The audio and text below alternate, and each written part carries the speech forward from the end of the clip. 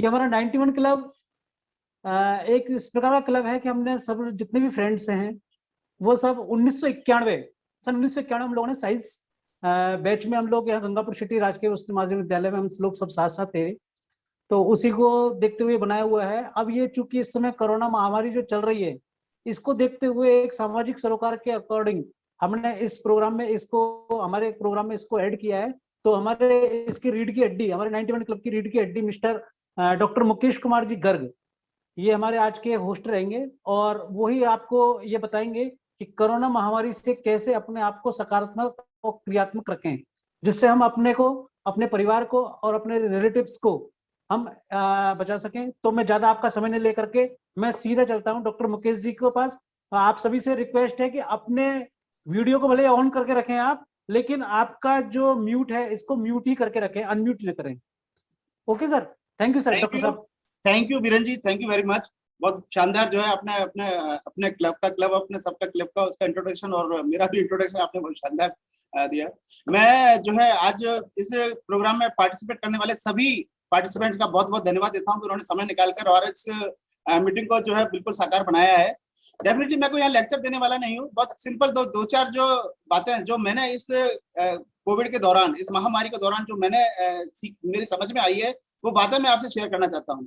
इसमें कुछ वो बातें हैं जो मैं क्लियरली, जो हमारे डॉक्टर्स जो इसमें लगे हुए हैं, जो उनका बहुत बेटर एक्सपीरियंस उसमें है, इसके अलावा मैं खुद पीड़ित रहा हूँ, मेरी पूरा परिवार पीड़ित रहा है ना, तो मैं उससे जो मैंने कुछ सीखा है, तो वो भी एक अनुभव जो है इसमें काम आएगा। इसके अलावा कुछ हमारे क्लब 91 के और भी सदस्य हैं, बाद में हम उनके भी कुछ ओपिनियन लेंगे जो भी इस उससे गुजरे हैं, ऐसे एक दो वो भी हमारे साथ जुड़े हुए हैं, तो उनके भी हम ओपिनियन उसमें लेंगे, भाई उन्होंने इससे क्या एक समझ उनके उसमें आई है, एक पर्टिकुलर जो है कि भाई कुछ ऐसी बात हो जो वो बताना चाहेंगे भाई कि इसमें हम ये और कुछ कर सकते हैं। तो चलिए मैं ज्यादा आपका समझ लेता हूँ, मैं मेरे प्रेजेंटेशन में चलता हूँ। 15-20 मिनट का प्रेजेंटेशन है, ज्यादा नहीं है। उसके बाद में अपन क्वेश्चन आंसर का सेशन रखेंगे। जो मैं बात करता हूँ, ऐसी मैं कई जूम मीटिंग मैंने की है और कई जो है उसमें बस मेरा एक ही टॉपिक रहता है कि हम इस, चूंकि ये तो पूरा महामारी का दौर है, बहुत ज्यादा पैनिक का दौर है, पूरा अनसर्टेनिटी का दौर है, बिल्कुल भय का माहौल है। क्योंकि पहले जहाँ सुनते थे कि जहाँ 1-2 केसेस पॉजिटिव आ रहे हैं इस कॉलोनी में, वहां पर आप ये सुन रहे हैं कि यहाँ से इतने लोग गए, यहाँ से इतनी कैजुअलिटी हो गई, यहाँ से इतनी हो गई, तो डेफिनेटली जो है सिनेरियो बिल्कुल चेंजेस है। जो पिछली बार का कोरोना था और इस बार का कोरोना है, उसमें बिल्कुल ही डिफरेंस है। तो कहने का मतलब है डेफिनेटली पैनिक होना, अनसर्टेनिटी होना और एक भयावह जो भय का माहौल है वो होना बिल्कुल ही लाजमी है। लेकिन क्या क्या ऐसे माहौल में हम, बाय द वे, हमारे ऊपर या हमारे परिवार के ऊपर कोई अगर इस तरह की विपदा आ रही है तो हम उसको कैसे टैकल करेंगे भाई, अगर हम इस तरह से रहेंगे तो सोचना यह है। क्योंकि आपको मैं बता दूं, इस समय सबने अपने हाथ खड़े कर दिए, आपको पता है, गवर्नमेंट ने अपने हाथ खड़े कर दिए हैं, एडमिनिस्ट्रेशन ने अपने हाथ खड़े कर दिए हैं, मेडिकल जो है फील्ड है उसने अपने हाथ खड़े कर दिए। क्यों? क्योंकि जितनी रिसोर्सेज अवेलेबल है वो रिसोर्सेज कम पड़ रहे हैं, ये आपको सबको पता है। जो रिसोर्सेज है वो कम पड़ रहे हैं, तो मेडिकल फील्ड क्या करेगा? तो कहने का मतलब है ऐसे में हम कुछ अपनी जिम्मेदारी निभाकर, कुछ ऐसी स्पष्ट मानसिकता रखकर कैसे हम इस भयानक जो बीमारी का ये जो माहौल है, ये जो है, इस महातांडव से हम अपने आप को बचा के ले जाए। बस इतना सा हमको सोचना है कि हम ऐसी नौबत ही नहीं आने दें कि हमें दर दर भटकना पड़े ऑक्सीजन बेड के लिए, दर दर भटकना पड़े वेंटिलेटर के लिए, है ना, ऐसी नौबत नहीं आने दें। ये कुछ अगर हम केयरफुल, वॉचफुल तरीके से अगर हम ये करेंगे तो डेफिनेटली हम जो है उस पोजीशन तक नहीं पहुंचे। क्योंकि एक बार उस पोजीशन पे पहुंचने के बाद में ना कंडीशन कितनी भयावह हो जाती है, यह उनसे पूछिए जो वास्तव में इस दौर से गुजरे। ठीक है ना, मैं खुद गुजरा हूं, लेकिन मैं पिछले कोरोना पेंडेमिक से गुजरा, उस समय तो स्थिति इतनी भयावह नहीं थी। उस समय इतना ये जो इन्फेक्शन है उसका जो प्रकोप है वो भी इतना भयावह नहीं था। इस बार ये इतना भयावह रूप लेके आया है कि इस बार ना तो इसने किसी एज ग्रुप को छोड़ा है।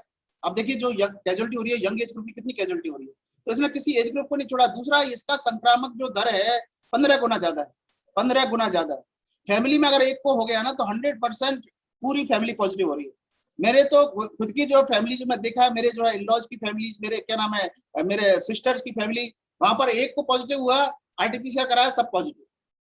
ठीक है ना, तो आप बिल्कुल ये मान के मत चलिए कि आप अगर एक घर में पॉजिटिव है तो आपको और दूसरे परिवार को नहीं है, सबको पॉजिटिव है, ये बिल्कुल मान के चलिए आप। तो ऐसी कंडीशन, इतना संक्रामक है ये, तो ऐसे में भी हम कैसे अपने आप को मोटिवेट रख सकें, होपफुल रख सकें और कैसे हम कुछ ऐसे एक्शन ले सके जिससे कि हम इसको उसी जड़ पर ही इसको खत्म कर दें, इसको आगे बढ़ने का मौका ही नहीं दें, ठीक है ना। तो वो चीज हमको सोचनी पड़ेगी। तो बस उसी का एक छोटा सा प्रेजेंटेशन है। उससे पहले अगर आप मेरे को परमिशन दे, मेरा 1 मिनट का बस इंट्रोडक्शन है, उसके बाद में मैं शुरू करता हूँ। सर आपको परमिशन की जरूरत नहीं है, आप टोटल लीजिए।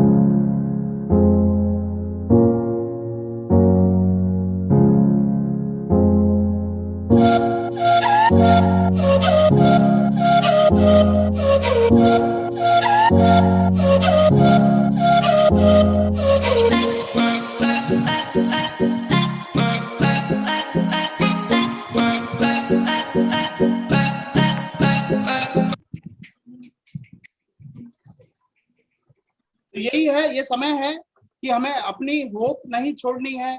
हमें इस कोविड के महामारी के दौरान हमें अपने आप को मजबूत बना के रखना है, अपनी मानसिकता को मजबूत बना के रखना है, किसी प्रकार की नेगेटिविटी अपने दिमाग में नहीं घुसने देनी है, और हमें अपने आप को रेजिलिएंट बना के रखना है। अब रेजिलिएंट मैं बताऊं कैसे रखना होगा। देखिए, युद्ध जो है 2 तरीके से लड़े जाते हैं युद्ध, ना। युद्ध में या तो आप सामने वाले दुश्मन को मार दो, या फिर आप खुद अपने आप को जीवित बचा लो। दोनों ही में आप युद्ध जीत जाएंगे। यहाँ पर जो सिचुएशन है वो ऐसी सिचुएशन है कि आप ये भूल जाइए कि आप इस युद्ध में आप सामने वाले दुश्मन को मार देंगे, क्योंकि जो कोरोना दुश्मन है ना आपका, वो बहुत भयानक रूप लेके है। उसके पास में उसमें सारे हथियार फेल हो गए हैं, पूरे गवर्नमेंट के हथियार, पूरे एडमिनिस्ट्रेशन के, पूरे मेडिकल फील्ड के हथियार फेल हो रहे हैं। तो ऐसे में अपन को युद्ध कब जीत पाएंगे कि हम इससे अपने आप को जीवित बचा के और इस युद्ध से ले जाए, वो भी आपका सबसे बड़ा युद्ध जीतना है। तो हमें बस वही रेजिलिएंट रहना है, हमें किसी प्रकार की शूरवीरता नहीं दिखानी है, और समझदारी से इस फेज को पार करना है। देखिए मैं बताऊं आपको, ये फेज जो है 15-20 दिन से ज्यादा का नहीं है ना, क्योंकि इसका पीक आने वाला है और डेफिनेटली ये फेज जाएगा। लेकिन उस फेज के दौरान हमारी थोड़ी सी नासमझी, थोड़ी सी हमारी जो है वो एक गलत उसमें भय के माहौल के कारण और एक गलत नासमझी से, और हम कहीं अपने आप को धोखा नहीं दे जाए, अपने परिवार को कहीं धोखा नहीं दे जाए। तो बस वो आपको सोचना है, आपको कैसे इस बुरी गार से निकलना है। इधर से बुरी गार मानो इसको तो बुरी गार मानो।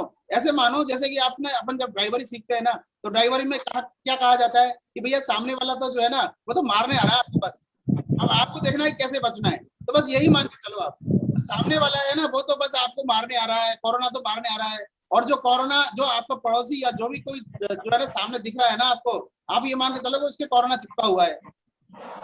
अब वो तो आपको कोरोना चिपका के मानेगा, ठीक है ना। आपको देखना है कि आप कैसे बचे उससे, ये आपको डिसीजन लेना है।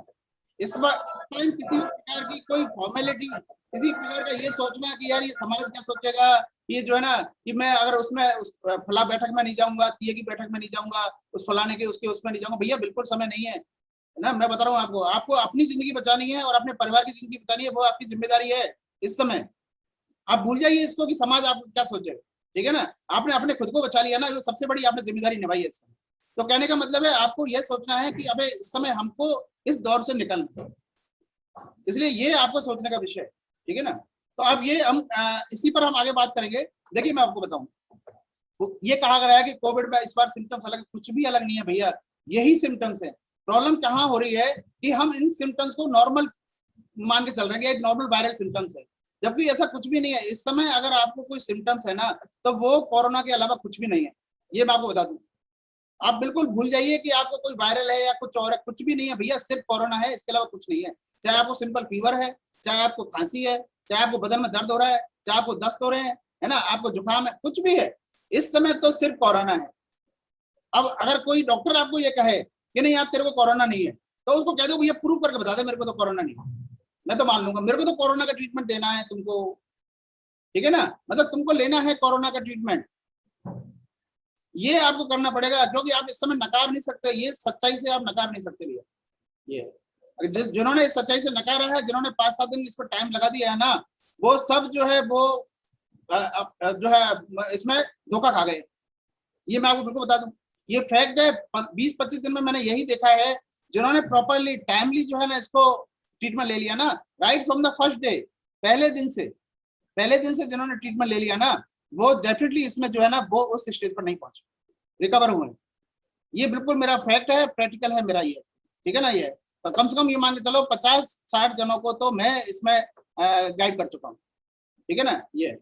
और यही रहा है जिन्होंने प्राइमरीली मेरे को शुरू में ही मेरे से कंसल्ट कर लिया ना, ये नहीं है कि मैं खुद ही ट्रीटमेंट दे रहा हूँ, मैं भी जो है वो फिजिशियन से सलाह लेकर ही दे रहा हूँ, क्योंकि मैं कोई कोविड स्पेशलिस्ट तो हूँ नहीं, लेकिन कम से कम उनको गाइड तो कर सकता हूँ ना, यार अब तुमको जो है फिजिशियन को दिखाना है, अब तुमको इसमें इंजेक्टेबल चालू करना है, उसके लिए तुम फिजिशियन से बात करो, अब तुमको सीटी करानी है, अब तुमको इसमें आरटीपीसीआर कराना है, कम से कम मैं गाइड तो कर सकता हूँ ना, तो मैं वही कर रहा हूँ। और उसका डेफिनेटली जो है जो इस बात को मान रहे हैं वो डेफिनेटली जो है उनको, और वो उससे बच रहे हैं। तो ये कहने का मतलब है आप इसको कोरोना मान के चलो भैया, इसके अलावा कुछ मान के मत चलो, पहली बात तो ये है। दूसरी इसका बात, एक उदाहरण तो मैं ही हूँ सर, मुकेश जी का एक उदाहरण तो मैं ही हूँ, इनके द्वारा ही मैंने ट्रीटमेंट किया। हाँ राजेश जी, मैं अपन जो एक बार पूरा कर लेते हैं, उसके बाद अपन जो है ना अपन इस पर लेंगे, राजेश जी की भी अपन सुनेंगे, है ना, तो डेफिनेटली अभी राजेश जी बताएंगे इस बात को। चलिए अब हम चलते हैं, कुछ इंपॉर्टेंट पॉइंट्स हम लेते हैं, कुछ इंपॉर्टेंट पॉइंट देखिए। एक तो आपको कोविड टेस्ट पर आपको रिलाई नहीं करना, कोविड टेस्ट पर, कोविड टेस्ट 10 में से 3 या 4 को नेगेटिव आता है, इसलिए आप ये मत सोचो कि कोविड टेस्ट आपका नेगेटिव आ गया ना इसका मतलब आपको कोरोना नहीं है ना। आपको मैं मेरे खुद का एग्जांपल बताता हूँ, मेरी मम्मी का एग्जांपल बताता हूँ। पिछली बार जब कोरोना हुआ था मेरी मम्मी को, तो सिर्फ सीटी की रिपोर्ट के बेस पर मैं उनको महात्मा गांधी में भर्ती कराया आईसीयू में, ठीक है ना, वहां पर 2 रिपोर्ट नेगेटिव आई थी, कोरोना की 2 रिपोर्ट, लेकिन उसके बावजूद ही कोरोना का ट्रीटमेंट चला, ठीक है ना, और आज मैं मेरी मम्मी को सही सलामत लेके आया। अगर मैं कोरोना की रिपोर्ट पर वेट कर लेता, डॉक्टर वेट कर लेता कोरोना की रिपोर्ट का, यार 2 रिपोर्ट नेगेटिव आई है इसका मतलब कोरोना नहीं है, तो क्या होता भैया आप सोचिए। तो कहने का मतलब है कोरोना टेस्ट पर बिल्कुल भरोसा मत करिए, कोरोना आपका नेगेटिव भी है, लेकिन अगर आपको सिम्टम्स है तो डेफिनेटली आपको कोरोना है, पहली बात। दूसरी बात, आप सीटी टेस्ट का वेट मत करिए, सीटी टेस्ट की रिपोर्ट 5-7 दिन से पहले कभी भी पॉजिटिव नहीं आती, ठीक है ना। आपने क्या पहले दूसरे दिन सीटी कराई, रिपोर्ट आई नेगेटिव, चाहे आपको बुखार चल रहा है, खांसी चल रही है, आप सोचो यार मेरे को तो कोरोना है ही नहीं है ना, ये भी बहुत हुआ है, इसलिए मैं आपको कह रहा हूँ। तो सीटी रिपोर्ट का वेट मत करो, सीटी रिपोर्ट 5-7 दिन के बाद में पॉजिटिव आती है, तो आपको जब तक तो बहुत लेट हो जाएगा भैया, है ना, मतलब आपको ट्रीटमेंट लेना है, सीटी का वेट मत करिए। तीसरी बात, ये जो इन्फेक्शन है वो बहुत ज्यादा घातक है पहले के बजाय, पहले जो है ना उसके बजाय इसकी संक्रामक दर बहुत ज्यादा है, तो इसलिए आप इसको सीरियसली लेना पड़ेगा। ये स्ट्रेन नया है, इसकी बहुत ज्यादा सीरियसनेस है। देन मैं आपको कहता हूँ रेस्पॉन्सिबिलिटी वाली बात, ये बात मैं बहुत ज्यादा जोर देता हूँ इस पर, क्योंकि जो परेशानी आ रही है ना वो सिर्फ यही आ रही है कि रेस्पॉन्सिबिलिटी नहीं ले रहे हैं हम। क्या है, हम ये सब जो है गवर्नमेंट के भरोसे छोड़ रहे हैं, गवर्नमेंट को गाली दे रहे हैं, एडमिनिस्ट्रेशन को गाली दे रहे हैं, मेडिकल स्टाफ को गाली दे रहे हैं, हॉस्पिटल्स को गाली दे रहे हैं, ठीक है ना, ये हॉस्पिटल लुटेरे हो गए, इन्होंने ये लूट, भैया आप खुद भी तो रेस्पॉन्सिबिलिटी लो, ये आपकी भी रेस्पॉन्सिबिलिटी नहीं है, क्यों ऐसी सिचुएशन आने दे रहे हो आपको कि आपको इनका सहारा लेना पड़े। ये सब जो है सिर्फ और सिर्फ पॉलिटिकल वो है और कुछ नहीं है। ये जो आप कह रहे हैं ना ऑक्सीजन की कमी और ये फला कमी और ये सब इन्होंने पूरा इन्होंने राजनीतिक खेल चल रहा है, इसके अलावा कुछ नहीं है। और इसमें आप अगर इन्हीं के भरोसे रहे ना तो आप अपने आप को जो है आप धोखा दे देंगे। तो कहने का मतलब है आपको खुद को रेस्पॉन्सिबल होना पड़ेगा सबसे पहले।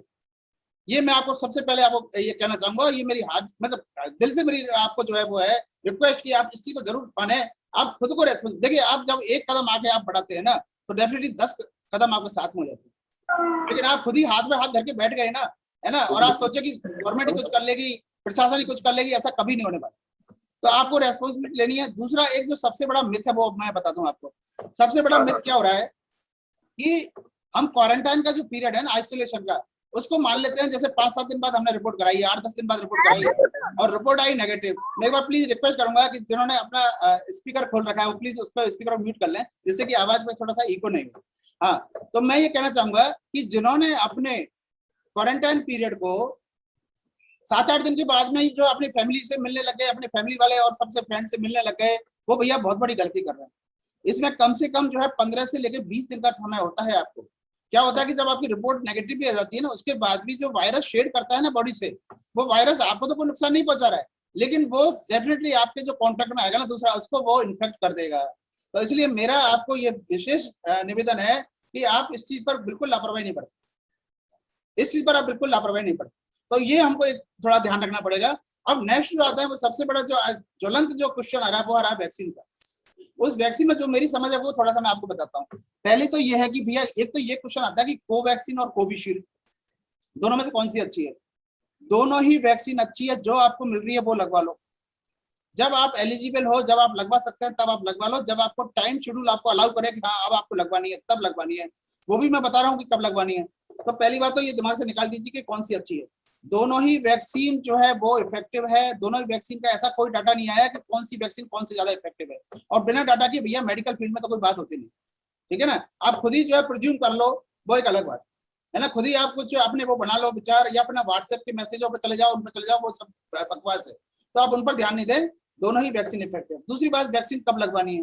देखिए मैं आपको बताऊं, पहली बात तो वैक्सीन के प्रति जो मिथ है ना कि वैक्सीन जो है घातक है, वैक्सीन बिल्कुल ही घातक नहीं है, वैक्सीन बिल्कुल ही प्रोटेक्शन है, और इस वैक्सीन का जो प्रोटेक्शन है वो है 92% से लेकर 95%। समझो मेरी बात। ये जो वायरस की जितनी भी वैक्सीन बनी है ना, पहले भी फ्लू की वैक्सीन आई है, कई वैक्सीन आती है, सीजनल वैक्सीन है जो लगती है ना पहले, उन वैक्सीन की एफिकेसी होती है 65%, और इसकी एफिकेसी है 92 से लेकर 95%। तो इतनी एफिकेसी वैक्सीन किसी की होती नहीं है वायरल, इसकी वायरस वैक्सीन की, लेकिन इसकी है। तो कहने का मतलब वैक्सीन इफेक्टिव है, लेकिन भैया वैक्सीन को टाइम तो लगेगा ना। तुमने सोची आज वैक्सीन लगाई और कल तुम शूरवीर हो जाओगे, नहीं साहब बस मेरे को तो कुछ नहीं होने वाला, मेरे तो लगी वैक्सीन, ऐसा नहीं है।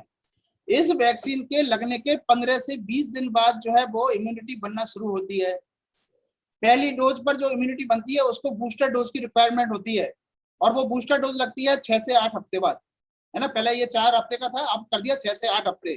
तो 6 से 8 हफ्ते के बाद में आपको दूसरी डोज लगवानी है। उसके 20 दिन बाद, उसके 20 दिन बाद जो है ना आपको इम्यूनिटी डेवलप होगी, एंटीबॉडी डेवलप होगी बॉडी में। समझे मेरी बात। अब आपको मैं बता दूं कि इन्फेक्शन आपको 2 डोज लगने के बाद भी हो सकता है, 2 डोज लगने के 20 दिन निकल जाने के बाद भी हो सकता है। इन्फेक्शन आपको पहले हो गया तो दोबारा भी हो सकता है, जैसे कोरोना इन्फेक्शन, जैसे मेरे को पहले हो गया, दोबारा मेरे को थोड़ा सा सिम्टम्स हुआ, थोड़ा सा मेरे को फीवर आया, मैंने कोरोना का ट्रीटमेंट लिया पूरा, क्योंकि मैं उसको कोरोना मान के चल रहा हूँ, क्योंकि ये दोबारा भी हो सकता है, ठीक है ना। तो बिल्कुल आप ये भुलावे मत रहिए, हो सकता है, लेकिन जिनको भी वैक्सीन लगी है और उनको समय निकल गया है, 20 दिन का जो समय निकलना है ना, वो निकलने के बाद में अगर किसी को कोरोना इन्फेक्शन हुआ है तो उसको सीवियरिटी बहुत ही कम रही है, वो क्रिटिकल स्टेज में नहीं पहुंचे हैं। ये सारा एग्जाम्पल जो है वो आप देख सकते हैं, गंगाराम हॉस्पिटल में 36 जो है डॉक्टर जो है पॉजिटिव हुए थे, है ना। उन 36 डॉक्टर में से ओनली 4 डॉक्टर्स जो है वो एडमिट हुए थे, हॉस्पिटलाइज हुए थे 4 डॉक्टर, और 4 में किसी को भी क्रिटिकल इलनेस नहीं थी। तो कहने का मतलब है वैक्सीन इसमें बिल्कुल इफेक्टिव, लेकिन वैक्सीन को समय चाहिए। दूसरी बात जो सबसे इंपॉर्टेंट है वो मैं आपको बता दूं कि वैक्सीन लगने के 3-4 दिन इसकी इम्यूनिटी बहुत ज्यादा कमजोर होती है, मतलब आपकी बॉडी की इम्यूनिटी बल्कि कमजोर हो जाती है 3-4 दिन। अब इस समय क्या हो रहा है, आप देख रहे हैं पूरे जो है कम्युनिटी में ये स्प्रेड हो चुका है, कोई भी एरिया वायरस से खाली नहीं है। ऐसे में अगर आप वैक्सीन लगवा के और आप बाहर निकले तो आप सबसे बड़े खतरे में पहुंच रहे हैं, क्योंकि 3-4 दिन आपकी इम्यूनिटी कमजोर रहेगी, बाहर से आपका इन्फेक्शन हुआ तो जो इन्फेक्शन आपको होगा वो बहुत ज्यादा घातक होगा, एग्रेसिव होगा। इसलिए ये बिल्कुल जरूरी है कि वैक्सीन लगने के बाद 3-4 दिन बिल्कुल अपने आप को घर में बंद कर लो भाई, समझ रहे हैं आप मेरी बात। ये आप कर लो तभी ही, वरना खूब कैजुअलिटी जो हुई है ना उसका कारण यही रहा। मैं पर्सनली नाम नहीं लेना चाहूंगा, लेकिन कई कैजुअलिटी हमारे जो है क्लब 9 मंथ के उनमें भी हुई है, परिवारों में कई उनमें रिश्तेदारों में हुई है। उसका कारण ये रहा है कि वैक्सीन लगने के बाद में थोड़ा बहुत फीवर आता है, माइल्जिया होता है, वो 1-2 दिन रहता है, लेकिन 3 दिन बाद अगर फीवर आ रहा है तो वो वैक्सीन का फीवर नहीं है, वो कोरोना इन्फेक्शन का फीवर है, और वो डेफिनेटली घातक होगा। उसको भी अपन क्या वैक्सीन का फीवर मान के चल रहे हैं। तो आप इसको समझें कि ये कोरोना वैक्सीन के बाद में अगर फीवर आ रहा है तो 1-2 दिन में आपको थोड़ा बहुत माइल्ड फीवर आएगा, तो हाई ग्रेड भी आ सकता है, लेकिन फीवर रिपीट नहीं होगा आपका, थोड़ा बहुत बदन में दर्द हो सकता है आपके। लेकिन अगर 3 दिन बाद अगर फीवर आ रहा है ना तो 100% कोरोना है, और उस समय आपको ज्यादा सतर्क रहने की जरूरत है अगर आपका इन्फेक्शन हो गया तो। इस चीज को समझें, तो एक तरह हड़बड़ी नहीं करें। आप ये नहीं सोचे कि आप यार अब इस माहौल में आप देखिए, इस माहौल में अगर आप वैक्सीन लगवाने बाहर जाएं तो आपको बहुत सोचना पड़ेगा कि कहीं आपको बाहर इन्फेक्शन नहीं हो जाए, तो आपको सोचना पड़ेगा। तो वैक्सीन लगवाने से पहले आपको ये देखना पड़ेगा कि आप सेफ एनवायरनमेंट में जा रहे हैं कि नहीं जा रहे हैं वैक्सीन लगवाने, कहीं वहाँ भीड़ में जाके और आप वहाँ पे इन्फेक्शन हो लिया और नहीं लिया साथ में, क्योंकि वैक्सीन तो बचाव आपको तो एक टाइम के बाद ही करेगी ना। तो इसलिए भैया जल्दीबाजी मत करो, हड़बड़ाहट मत करो, ये 15-20 दिन का जो समय है ना इसको बड़ी सूझबूझ से निकालो। तो ये मेरी कुछ समझ थी वैक्सीन के प्रति। इसके अलावा एक और थोड़ा सा मैं बताता हूँ आपको कि क्या हुआ, जैसे आपको पहली डोज लग गई या आपकी डोज नहीं लगी, आपको हो गया इन्फेक्शन, कोरोना इन्फेक्शन हो गया, तो कोरोना इन्फेक्शन होने के बाद में आप वैक्सीन कब लगवाएंगे? तो मेरा आपका मैं जो समझा हूँ, जो एक्सपर्ट से वो ये समझा हूँ कि कोरोना इन्फेक्शन होने के 15-20 दिन तक तो आपको ये मान के चलें कि आपको कोरोना इन्फेक्शन जो है वो आपकी बॉडी से खत्म हुआ है, 15-20 दिन, ठीक है ना। क्योंकि अपन टेस्ट तो कराते नहीं है, जैसे अपन एक टेस्ट करा लिया, पहले करा लिया, अब दोबारा टेस्ट कराना नहीं कराना अपन कई बार उसको भूल जाते हैं या फिर अपन नहीं भी कराते, मत कराओ। लेकिन आप 15-20 दिन समय का मान के चलो, 15-20 दिन में तो आपका इन्फेक्शन आपका चला गया बॉडी से, ठीक है। उसके बाद में 1 महीने बाद में, यानी कि आपको 42 से लेके 50 डेज आपको कम से कम वेट करना है, तब जाके आपको कोरोना की वैक्सीन लगवानी है, चाहे वो पहली वैक्सीन है चाहे वो दूसरी वैक्सीन है ना। जैसे पहली वैक्सीन लगने के बाद आपको इन्फेक्शन हो गया, तो इन्फेक्शन होने के बाद में आपको वेट करना पड़ेगा इतने 45-50 दिन का, उसके बाद में सेकंड डोज लगवाए। और सेकंड डोज लगवाते वक्त आपको किसी प्रकार का कोई सिम्टम्स आपको बॉडी में नहीं होना चाहिए, फर्स्ट डोज में भी कोई सिम्टम नहीं होना चाहिए। अगर आपको किसी प्रकार का कोई सिम्टम्स है तो वैक्सीन आप मत लगवाइए, बिल्कुल ही मत लगवाइए, ठीक है ना। ये चीज हमको ध्यान रखनी पड़ेगी, ठीक है। तो ये हमने ध्यान रख लिया, वैक्सीन के प्रति मेरा ये था। दूसरा जो सबसे इम्पोर्टेंट जो वो है कि भाई आपको भैया मोटिवेट तो रहना पड़ेगा, पॉजिटिव आपको माइंडसेट रखना पड़ेगा। आपको बजाय इसके कि क्या मैं नहीं कर सकता, इसके बजाय आपको सोचना पड़ेगा कि आपके पास में क्या क्या रिसोर्सेज हैं जो इस समय आपके काम आएंगे। इसी समय आपके रिलेशनशिप, इसी समय आपके जो आपकी जान पहचान, आपकी अप्रोच, वो सब इसी समय काम आएंगी भैया। अगर इस समय वो आपकी कोई हेल्प नहीं कर रहे ना, है ना, ये उनकी आपके जो रिलेशन है उसकी परीक्षा की घड़ी का समय है। ये देखिए, आपके घर पे आना पॉसिबल नहीं है, आपके कॉन्ट्रैक्ट में आना पॉसिबल नहीं है, कम से कम वो रिमोटली आपको सपोर्ट तो कर सकते हैं, यही समय है। तो आप जो है पॉजिटिवली सोचिए कि क्या आपके रिसोर्सेज है जिनको आप यूटिलाइज कर सकते हैं इस समय, है ना। उनकी अप्रोच या जो भी आपके हैं उनको आपको यूज करें।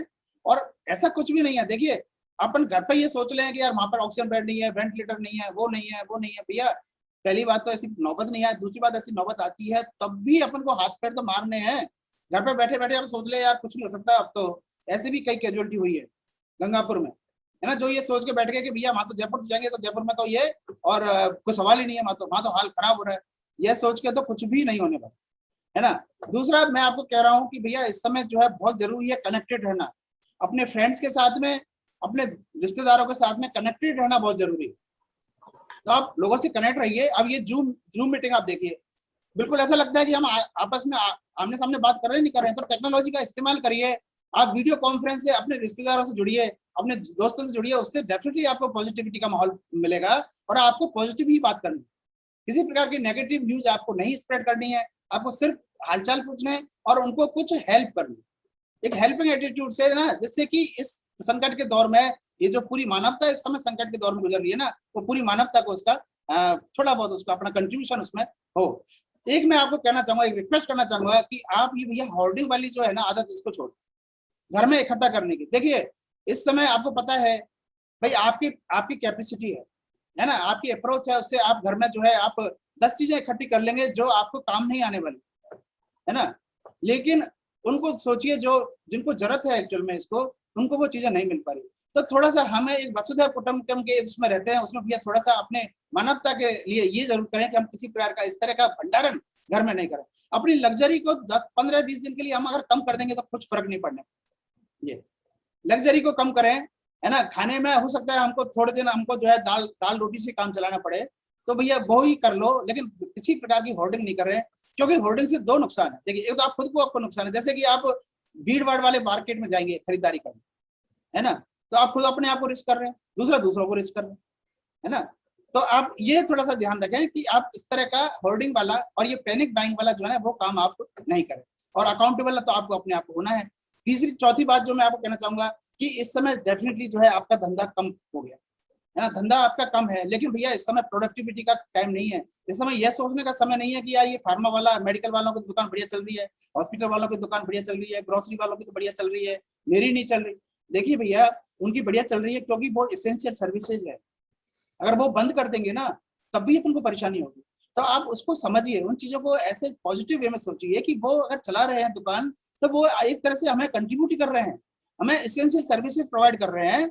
आपकी प्रोडक्टिविटी अभी कम है लेकिन आप अपने आप को अपनी स्किल डेवलप कर सकते हैं। इस समय आप अपने धंधे को कैसे आप बढ़ाएंगे बाद में, उसके लिए आप सोच सकते हैं।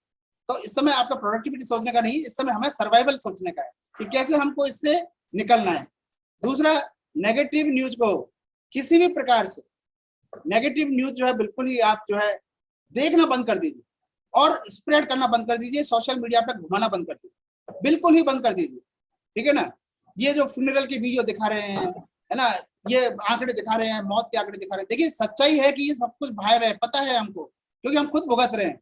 लेकिन भैया इन न्यूजों को अगर हम स्प्रेड करेंगे ना, उससे आपका खुद का दिमाग है वो तो आपका कुंठित होगा ही, आपकी खुद की मानसिकता तो नेगेटिविटी में जाएगी ही, साथ में ही आप जो दूसरा जो है उस बंदे की भी मानसिकता को और नेगेटिविटी में ले जा रहे हैं। तो इसलिए किसी प्रकार की नेगेटिव न्यूज को स्प्रेड नहीं करें, रूमर पर ध्यान नहीं दें, सिर्फ और सिर्फ जो एक्सपर्ट फिजिशियन और जो एक्सपर्ट कोविड स्पेशलिस्ट है उन डॉक्टर्स की ही बात सुने। इसके अलावा किसी प्रकार के व्हाट्सएप के मैसेज और उनको किसी प्रकार से आप और बिल्कुल अवॉइड करें। तो मैं ये आपको कहना चाहूंगा। नेक्स्ट में बात आता हूँ, एक ये बिजनेस है फोटो कार्ड।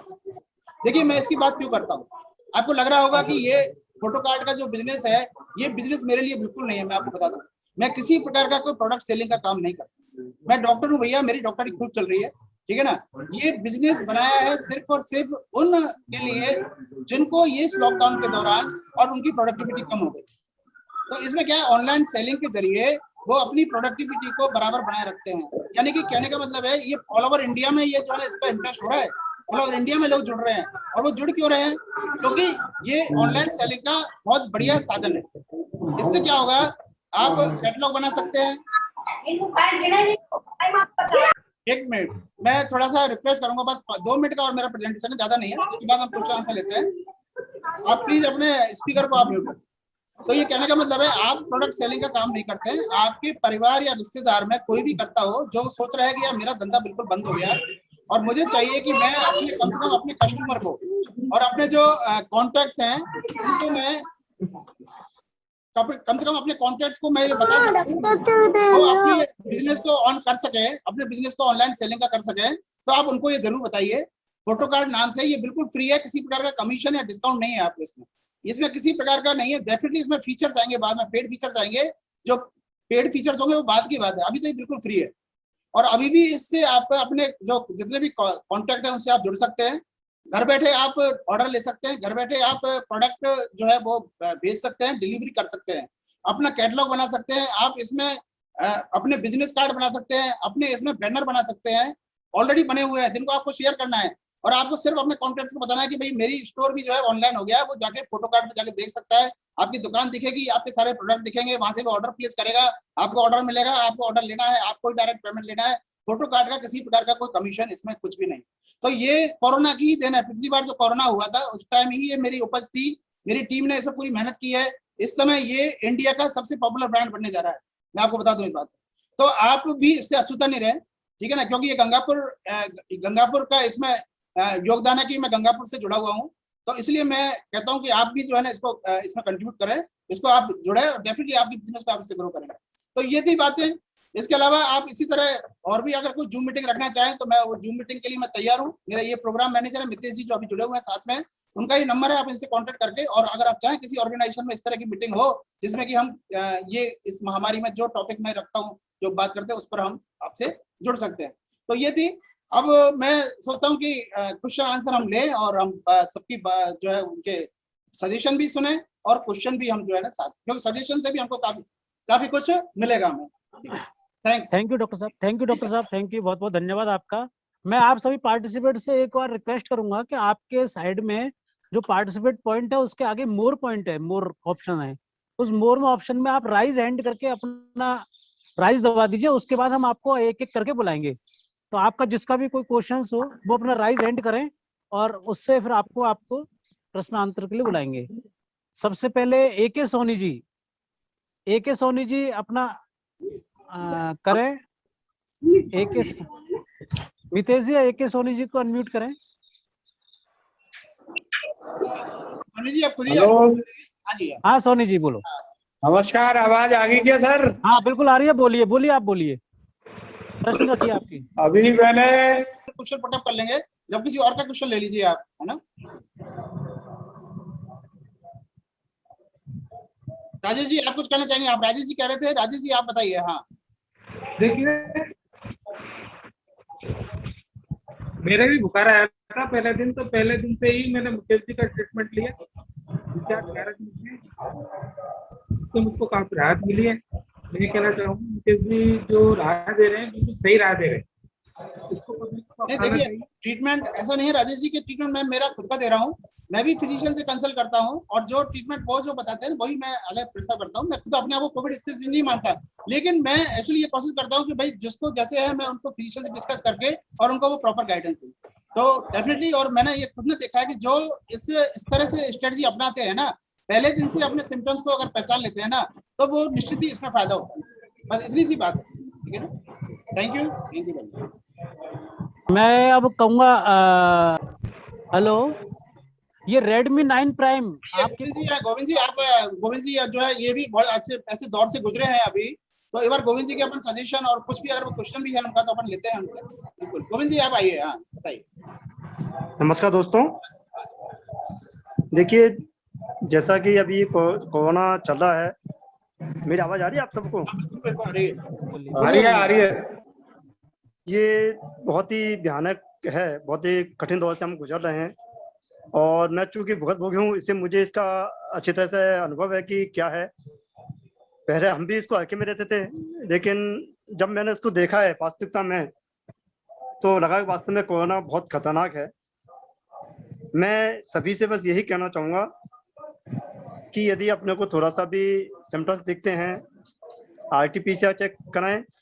RT-PCR में भी कई बार नेगेटिव रिपोर्ट आ जाती है। सांस लेने में यदि हमको कोई तकलीफ है तो HRCT कराएं, और HRCT स्कोर से यदि हमको लगता है कि हमारे स्कोर ज़्यादा है तो तुरंत हमें जो है मेडिकल एडवाइजरी लेनी चाहिए, और ऑक्सीजन सपोर्ट की आवश्यकता हो सकती है, ऑक्सीजन सपोर्ट लें हम। एक सबसे बड़ी चीज़ ये है कि हमें कुछ सावधानियां जो रखनी चाहिए, वो ये है कि विटामिन सी की डोज ज़्यादा लें, नारियल पानी है, संतरे हैं, कीवी फल है, कुछ ऐसी चीज़ें हैं जो हम यूज कर सकते हैं, ये लें। और यदि किसी प्रकार की हमको लगता है कि हम कोरोना से पीड़ित हैं और हमारा अगर CT स्कोर ज़्यादा है, तो उस पेशेंट को उल्टे पेट के बाहर लेटाया जाए, ताकि उसकी ऑक्सीजन की पूर्ति उससे होती है।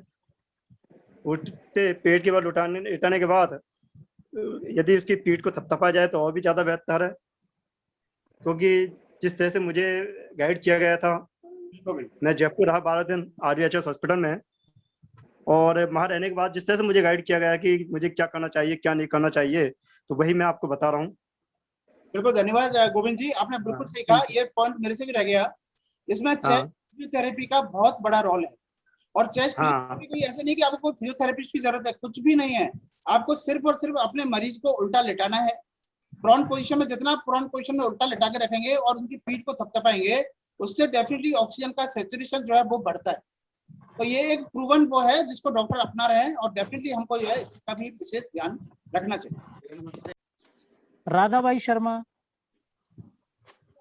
हेलो राधाबाई शर्मा जी। अशोक मंगल जी, आपका कोई प्रश्न है अशोक जी? हाँ जी अशोक सर। मंगल जी, हाँ जी बोलो। हाँ बोलो अशोक जी बोलो। हाँ सर, मेरा प्रश्न है कि कोरोना के बचाव के लिए क्या ये हवन यज्ञ जो हो रहा है ये महत्वपूर्ण है या नहीं? आप सही आवाज दीजिए। हाँ अब आ रही है सर, अब भाई सर यही प्रश्न पूछना चाह रही थी मैं तो। मैं अभी सब जगह हवन हो रहे हैं। जवाब मिला कि नहीं मिला आपको? मेरा नहीं मिला शायद, मैं उस टाइम म्यूट हो हाँ रहा सर, दोबारा दीजिए सर इसको। मैं बोल रहा हूँ। देखिए ऐसा है, हाँ। आप यज्ञ कराइए, हवन कराइए, ये सब आपको जो है मन की शांति के लिए, आपके परिवार को सकारात्मक विचार, सकारात्मक ऊर्जा प्रवाहित हो, बहुत बढ़िया है, ठीक है ना, बहुत बढ़िया है। इससे आपको मन को एक शांति मिलेगी, मन को एक सकारात्मक विचार रहेंगे। लेकिन सिर्फ और सिर्फ इस भरोसे आप मत रहिए। आप ये छोड़ दें कि सिर्फ यज्ञ और हवन करते रहें, आपको दवाई नहीं लेनी, आपको वैक्सीन नहीं लगवानी, ऐसा बिल्कुल ही नहीं करना। आप ये गलती, मैं बस इतना ही आपको कहना चाहता हूँ, ठीक है ना। ये हाँ सही। हाँ जी अशोक जी, आपका कोई प्रश्न? Thank you Radha madam, thank you. हाँ जी सर। हाँ अशोक जी। हाँ सर डॉक्टर साहब, सर मैं यूँ कहना चाहता था, वैक्सीन जैसे फर्स्ट डोज अपन की 18 तारीख को लगी, ठीक है सर, 18 अप्रैल को, तो दूसरी अपने यहाँ इतना बड़ा हवन चल रहा है 6-7 दिन के लिए, तो हेलो नहीं बिल्कुल आप तो फिर कम ही मान लेकिन मैं तो आपको ये सलाह दूंगा कि यज्ञ हवन में जो भीड़ करके आप बैठे हैं वो भी सही नहीं है। इस समय जो है घर पे ही आप यज्ञ हवन करें, अपने घर के परिवार के साथ करें, वो ही सही है, बजाय इसके कि आप भीड़ भाड़ की जगह पे जाकर वहां पर यज्ञ हवन करें। फिर भीड़ भाड़ का माहौल तो इतना नहीं है, लेकिन फिर भी भीड़ ही मानो। देखिए मैं आपको बताऊं, आप भीड़ भाड़ चाहे 2 जने ही आपके वहां पर बैठे हैं, लेकिन वो भी भीड़ है इस समय। आप क्या मानते हैं? आपके परिवार के अलावा अगर 1 जने के साथ भी आप बाहर बैठते हैं ना, वो यही भीड़ है। और भीड़ क्या होगी?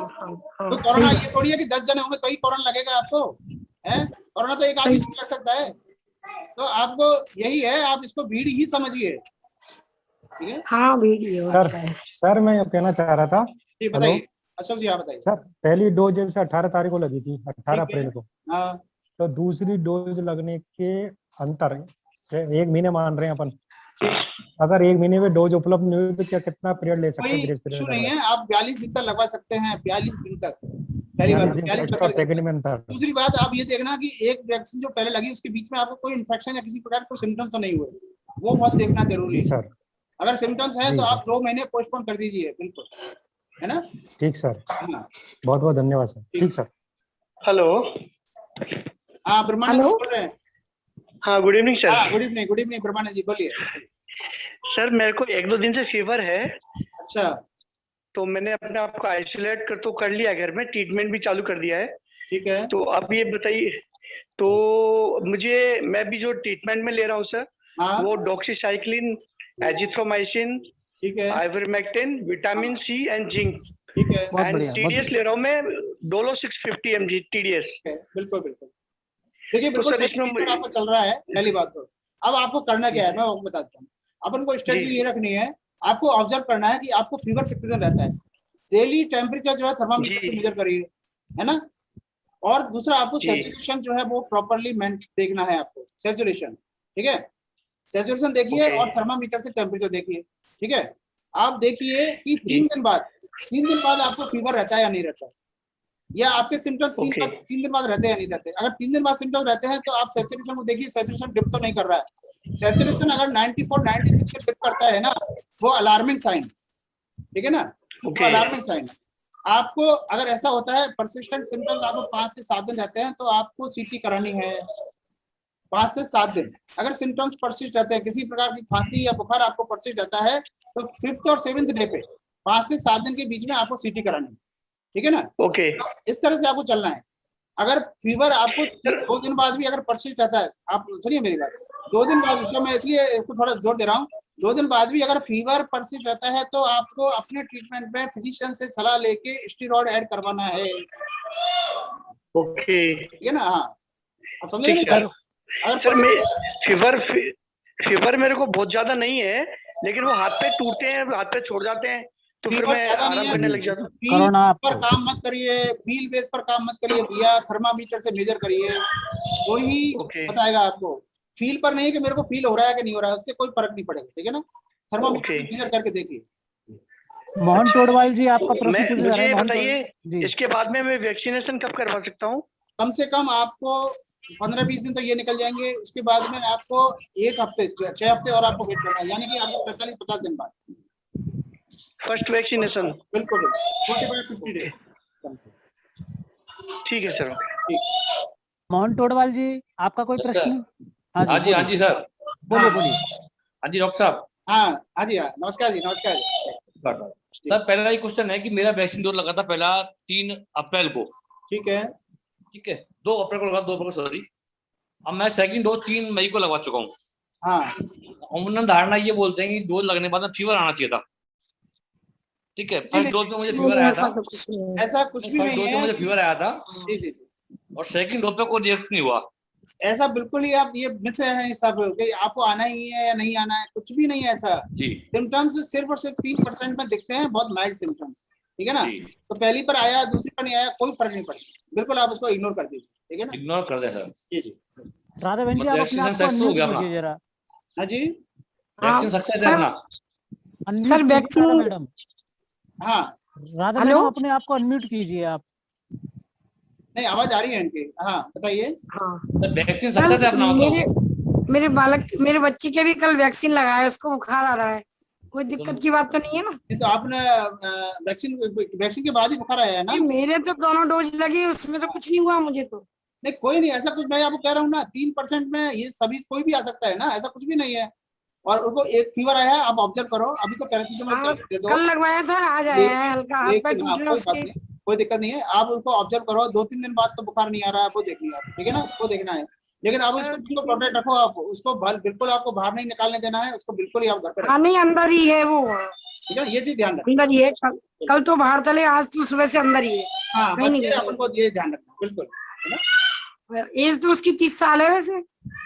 हाँ वही लगवाया, 18 से ऊपर वाला जो लगाया, परसों चालू हुआ, वही लगवाया। बिल्कुल। अच्छा वो अभी सर जो उनका क्वेश्चन अधूरा रह गया, एक बार उनसे दोबारा उनको एड्रेस कर लीजिए, उनका क्वेश्चन कोई अधूरा रह गया। वीरेन जी, अभी किन्होंने क्वेश्चन, मोहन जी ने पूछा था ना, अभी कुछ उनका क्वेश्चन अधूरा रह गया। टोडवाल जी ने। हाँ जी सर। हाँ आप कुछ पूछ रहे थे। हाँ सर मैं यही पूछा था, वैक्सीनेशन में बुखार नहीं आया तो कोई इशू नहीं है? नहीं, वो मैं बताया ना आपको, कोई इसमें इशू नहीं है कि भाई आपको बुखार आना है, ऐसा कोई जरूरी नहीं है। ठीक है, थैंक यू थैंक यू। अच्छा क्लब 9 के बाहर जो है जो पार्टिसिपेंट जुड़े हुए हैं, कृपया उनसे क्वेश्चन लीजिए, क्योंकि क्लब 9 में तो अपन ग्रुप में भी बात करते रहते हैं और अपन पर्सनली करते रहते हैं, तो सर क्लब 19 से बाहर ही हूँ सर मैं। नहीं सर, मैं आपकी नहीं कह रहा, मैं कह रहा हूँ, मैं वीरेन जी डॉक्टर अनिल टोडवाल का छोटा भैया मेरा। जी मैं वीरेन जी को कह रहा हूँ कि वो औरों से क्वेश्चन ले जो बाहर के हैं। डॉक्टर अनिल जी हैं, छोटे भैया मेरे।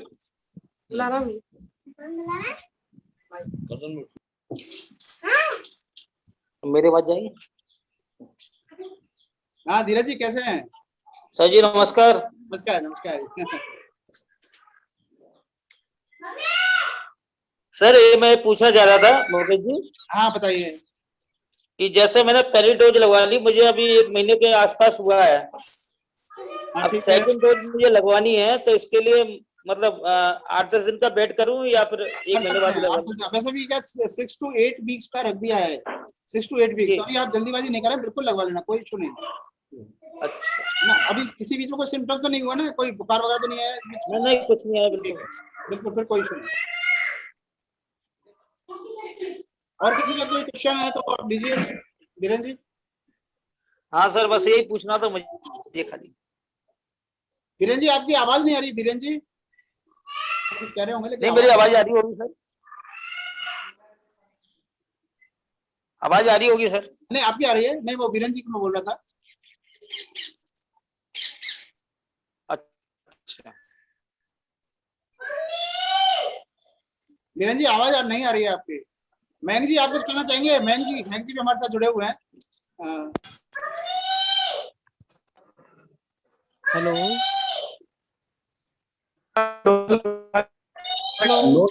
हाँ Thank you. हाँ मैंग जी सेकंड डोज लगवा ली।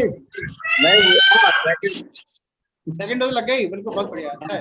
वीरेंद्र जी के साथ लगेंगे। हाँ चलो बहुत अच्छा है। मैंने भी तो तहसील में लगवाई थी, मेरे को भी बुला लेते। आपकी अभी 9 उसको लगी, 9 तारीख को, हमारी पहले लग गई थी। अच्छा आपकी लगवाएंगे तो बता देंगे आपको। देखो मैं तो आपके भरोसे बैठे हैं। वैक्सीन के बारे में बिल्कुल ही जल्दीबाजी नहीं करें। अब 2-5 दिन लेट भी हो जाएगा तो कोई फर्क नहीं पड़ने वाला, लेकिन अपन हड़बड़ी में और अननेसरी अपने आप को एक्सपोज करें तो बिल्कुल ही खराब है। दूसरा मैं आपको बताता हूँ बात, एक बार आप प्लीज आप अपना म्यूट कर लें, आप मैं थोड़ा सा रिक्वेस्ट कर रहा हूँ उनसे। मेरा ये कहना है अभी 15-20 दिन का समय है ना, ये बड़ा क्रिटिकल समय है।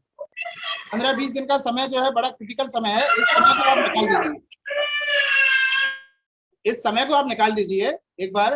तो इसमें बहुत ज्यादा जरूरी है कि नहीं, हमारा टाइम बिल्कुल हो ही गया और हम जो है इसमें आप ज्यादा वेट नहीं कर सकते, तो डेफिनेटली आप करा लीजिए। बाकी मैं तो इस समय को बिल्कुल क्रिटिकल मानता हूँ, क्योंकि इस समय आप बाहर जाएंगे, एक्सपोजर होगा आपका, बहुत ज्यादा खतरनाक हो जाए। दूसरा खतरनाक कैसे होगा कि वैक्सीन लगने के बाद में आपकी 4-5 दिन इम्यूनिटी कमजोर होगी। अब ऐसे में आपको कितना अपने आप को प्रोटेक्ट रख पाते हैं, ये बहुत इंपॉर्टेंट है। तो आप उस चीज के लिए प्रिपेयर रहिए कि वैक्सीन लगवाने के बाद में आप अपने आप को 4-5 दिन, जस्ट लाइक न्यूबॉर्न बेबी, जैसे बच्चा होता है ना छोटा, जैसे पैदा होता है उसको कितना अपन रखते हैं दबा के छुपा के पूरा, कहीं इसकी हवा नहीं लग जाए बाहर, तो बस उस तरह का रखना है आपको। ऐसा अगर प्रोटेक्ट आप रख सकते हैं तो डेफिनेटली आप लगवा लीजिए। ये है मेरा कहने का, ठीक है ना। रमेश जी हमारे साथ जुड़े हुए हैं। रमेश जी जिंक और विटामिन सी वाली गोली नॉर्मल ले सकते हैं क्या? क्यों नहीं ले सकते, बिल्कुल ले सकते हैं। अच्छा विटामिन D3 और जिंक और बिल्कुल लीजिए, रूटीन में तो आप कुछ भी लीजिए, आप जो है काढ़ा लीजिए, आप जो है जो भी हींग फिटकरी जो भी बता रहे हैं ना सब कुछ लीजिए, है ना। नॉर्मल तो सब कुछ ले, लेकिन जब कुछ हो जाए ना तब आपको सीरियसली डॉक्टर की ही सुननी है, बस बात ये है। ओके। आवाज साफ नहीं आ रही सर। मेरी आवाज नहीं आ रही है? सर मेरे हिसाब से शायद अब प्रश्न किसी का रहा नहीं सर। अब मेरी आवाज आ रही है सर? आप कहें तो बिल्कुल बंद कर देते हैं इसका। मैं वैसे भी बिल्कुल। रिकॉर्डिंग भी इसकी है, रिकॉर्डिंग में जी, शेयर जी, कर जी। दूंगा बाद में, कोई इशू नहीं। ठीक सर, बोलिए। हाँ जी बोलिए। हाँ बोलिए बोलिए बोलिए। सर मेरे जैसे जॉइंट पेन 4-5 दिन से ज्यादा हो रहा है, तो जैसे वो भी कोरोना का लक्षण हो सकता है क्या? सिर्फ अगर जॉइंट पेन है ना तो वो कोरोना का लक्षण नहीं हो सकता। आपको अगर किसी प्रकार का टेम्परेचर हो रहा है, फीवर हो रहा है, कुछ और कोई आपको इससे पहले कोई जुकाम वगैरह रही है, कुछ रहा है, तो ऐसी पोजीशन में हम मान सकते हैं। सिर्फ जॉइंट पेन को हम नहीं कर इससे सकते। पहले मुझे खांसी बुखार हुआ था, लेकिन मैंने इसे टेबलेट ली तो वो ठीक हो गई। ये कितने दिन पहले बुखार रहा जैसे आपको? बिल्कुल नहीं है, कितने दिन पहले लेकिन रहा? बस जॉइंट पेन है। तो ये उसी के वो है, डेफिनेटली तो कॉन्सिक्वेंस होता है। पहले आपको बुखार रहा, सिम्टम रहा, खांसी रहा, अब आपको जॉइंट पेन हो रहा है। ये तो डेफिनेटली एक सीरीज है ना सिम्टम्स की, बिल्कुल ऐसा होता है। यही है, आपको सिम्टम्स को इग्नोर नहीं करना है। ये आप ये बिल्कुल मान के नहीं चले कि करवाना पड़ेगा आपको। अब सर। देखिए मैं आपको बताऊं, यह दौर ऐसा है ना, इस कहते हैं ना इस हमाम में सभी नंगे हैं। आप ये मत सोचो पूरी पड़ोस में आपको जहाँ भी है ना सब जगह कोरोना कोरोना फैल रहा है, तो आपको ये कहते हो कि यार मेरे को कोरोना हो गया, आपको किसी प्रकार की कोई शाइनेस की वाली बात नहीं है। पिछली बार का जो कोरोना रहा है ना उससे ये बिल्कुल डिफरेंट है। अब पूरा ये कम्युनिटी में फैल चुका है, तो इसलिए आप ये बिल्कुल ये नहीं सोचा कि भाई मैं ये बताते हुए कि भाई ये कोरोना है और कोई लोग क्या सोचेंगे। लोग जो है उनके परिवार में, घर में, सब में सबके साथ यही हो रहा है। तो इसलिए ये समय है कि हम इसको नजरअंदाज नहीं करें, इसकी तत्वता को पहचानें, ये बहुत जरूरी है। सर फीवर आना बंद हो गया, सिर्फ जॉइंट पेन है, तो भी मैं टेस्ट करवाऊँ एक बार? आप देख लीजिए। देखिए आपको टाइम कितना निकल गया आपका, ये बताइए मेरे को। हाँ 8 दिन पहले फीवर आया था सर, अब 8 दिन नहीं पहले है। आया है ना फीवर, तो आप हाँ। देखिए ये डेफिनेटली आप जो है इसका ट्रीटमेंट लीजिए, मैं आपको बताऊं, है ना। और एक बार आप टेस्ट करा लीजिए अगर आप करा सकते हैं, ठीक है ना। इसमें आप वैक्सीन इग्नोर तो नहीं करें। सर अभी वैक्सीन तो नहीं लगवा सकते? बिल्कुल ही नहीं लगवा सकते। वैक्सीन को तो आप भूल जाइए। अभी वैक्सीन आपको जो है कम से कम 45 दिन बाद लगवानी है। जब से आपको पहले फीवर आया ना उसे 45-50 दिन बाद लगवानी है। Sir thank you sir. ठीक है।